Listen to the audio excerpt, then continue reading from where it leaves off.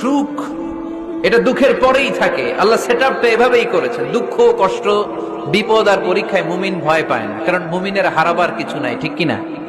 আমাদের জীবনে যদি বিপদ নেমে আসে আমরা কি চিন্তিত হই? কথা বলেন। আমরা তখন সবর করি, কি করি? আর সবরের সওয়াব আছে না নাই?